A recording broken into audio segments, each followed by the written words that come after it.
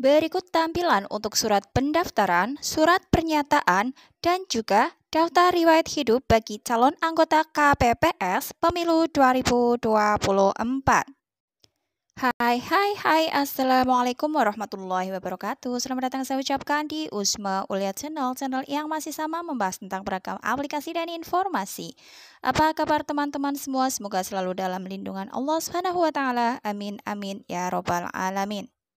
Baik, sebelumnya terima kasih disampaikan bagi teman-teman yang telah mengklik video ini, dan pada kali ini akan saya informasikan kepada teman-teman sekalian terutama yang tertarik untuk menjadi anggota KPPS pada pemilu 2024 mengenai tampilan untuk surat pendaftaran, surat pernyataan, dan juga daftar riwayat hidup bagi calon anggota KPPS 2024. Pastikan teman-teman untuk simak video ini sampai selesai ya, jangan di skip agar tidak gagal paham, juga pastinya tidak ada informasi yang akan terlewatkan. Baik, langsung saja masuk ke pembahasannya. Sebagaimana kita ketahui bersama, untuk masa kerja KPPS untuk pemilu 2024 yaitu tanggal 25 Januari 2024 sampai dengan 25 Februari 2024, yang artinya masa kerja untuk anggota KPPS dalam pemilu 2024 adalah 1 bulan. Dengan honor yang sudah ditetapkan yaitu sebagai berikut: untuk ketua KPPS yaitu 1,2 juta, dan untuk anggota yang lain adalah 1,1 juta. Itu masih termasuk pajak ya, jadi artinya belum dipotong pajak. Dan untuk kelengkapan berkas, teman-teman yang tertarik untuk menjadi anggota KPPS harus melengkapi berkas-berkasnya ya, di mana berkas-berkas yang harus teman-teman lengkapi adalah surat pendaftaran, kemudian surat daftar riwayat hidup, fotokopi KTP elektronik, kemudian fotokopi ijazah SMA atau sederajat atau ijazah terakhir ya, ini opsional, tetapi sebagai informasi untuk teman-teman, diutamakan adalah mereka atau pendidikan minimalnya adalah SMA sederajat. Kemudian pas foto ada yang menyatakan 3x4 ukurannya, ada juga yang 4x6. Jadi untuk jaga-jaga saja teman-teman sediakan saja yang ukuran 3x4 maupun 4x6. Ini saya informasi yang saya dapatkan sebelumnya 4x6, tetapi pada informasi yang saya terima saat ini untuk ukuran fotonya yaitu 3x4 sebanyak 2 lembar. Kemudian surat pernyataan. Surat pernyataan pastinya akan terdiri dari yang menyatakan setia pada Pancasila, UUD 45 dan NKRI, kemudian mempunyai integritas pribadi yang kuat, jujur dan adil, tidak menjadi anggota partai politik, bebas dari penyalahgunaan narkotika. Kemudian ada surat keterangan tidak memiliki penyakit penyerta atau komorbiditas ya, seperti diabetes, stroke dan lainnya. Adapun untuk surat pendaftaran, surat pernyataan, dan juga daftar riwayat hidup sudah ada template-nya ya. Ini saya juga sudah mendapatkan untuk template surat pendaftaran, surat pernyataan, dan juga daftar riwayat hidup bagi calon anggota KPPS. Dan jika teman-teman tertarik untuk menjadi anggota KPPS bisa meminta saja untuk template bentuk surat tersebut ke PPS yang ada di desa atau kelurahan di mana teman-teman tinggal. Atau barangkali ada yang mau mendapatkan juga bisa melalui tautan yang mana sudah saya share untuk tautannya ya di kolom deskripsi pada video ini. Teman-teman silakan untuk menyalinya saja, tidak apa. Dan sebagai informasi untuk surat pendaftarannya, tampilannya seperti ini. Yang bertanda tangan di bawah ini akan memuat nama, jenis kelamin, tempat tanggal lahir, kemudian umurnya berapa tahun, lahir, terus selanjutnya pekerjaan atau jabatan dan alamat. Kemudian ada keterangan dengan ini mendaftarkan diri sebagai calon anggota KPPS berdasarkan pengumuman seleksi calon KPPS kabupaten atau kota. Ini dicoret yang tidak perlu, di mana teman-teman tinggal. Dengan nomor, ini nomornya saya kurang tahu ya, berdasarkan nomor yang diterbitkan dari PPS masing-masing ya. Kemudian tanggal 11 Desember 2023. Berdasarkan ini disampaikan dokumen persyaratan administrasi untuk memenuhi ketentuan pasal 72 Undang-Undang Nomor 7 Tahun 2017 tentang Pemilihan Umum.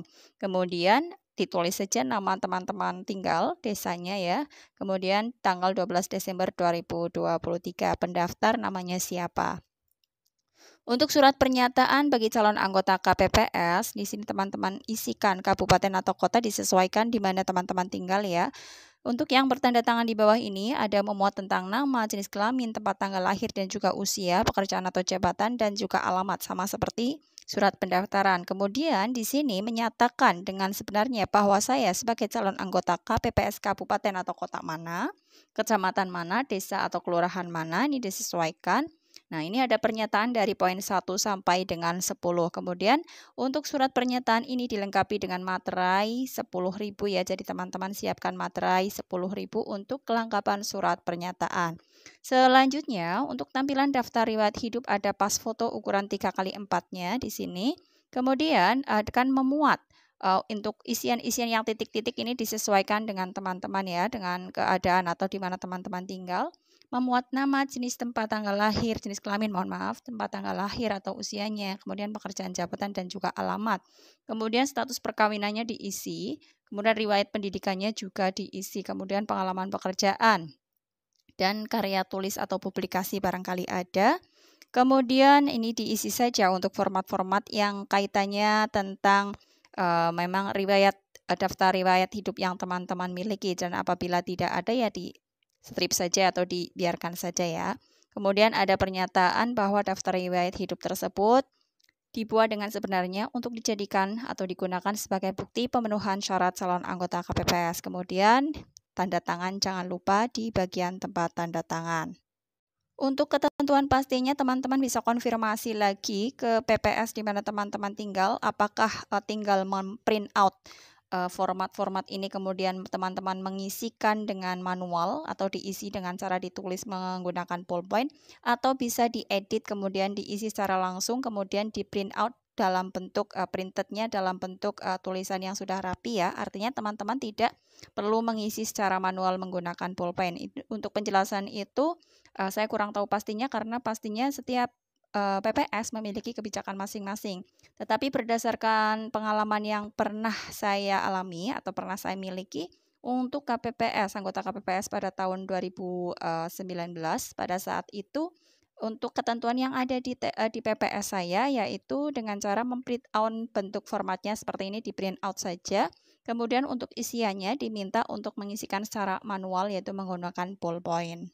Atau barangkali ada di antara teman-teman yang merupakan anggota PPS atau bahkan sudah mengetahui informasinya sebelum saya menginformasikan hal ini, bisa tulis saja di kolom komentar untuk kita sharing bersama ya terkait tentang bagaimana cara pengisian untuk surat pendaftaran, surat pernyataan, dan juga daftar riwayat hidup. Apakah bisa di print out saja formatnya dan ditulis manual, atau bisa diedit kemudian diisikan dan di print out dalam bentuk jadinya. Ya, demikian yang dapat disampaikan untuk pembahasan kali ini. Semoga informasi ini bermanfaat bagi teman-teman, bagi yang ada pertanyaan atau sekedar sharing tentang pengalaman menjadi anggota KPPS di pemilu-pemilu sebelumnya, bisa silahkan saja tulis di kolom komentar untuk kita sharing bersama ya. Dan apabila ada teman-teman yang merasa informasi ini tidak bermanfaat atau kurang bermanfaat, mohon cukup diabaikan saja. Akhir kata, salam sukses selalu tentunya, dan wassalamualaikum warahmatullahi wabarakatuh.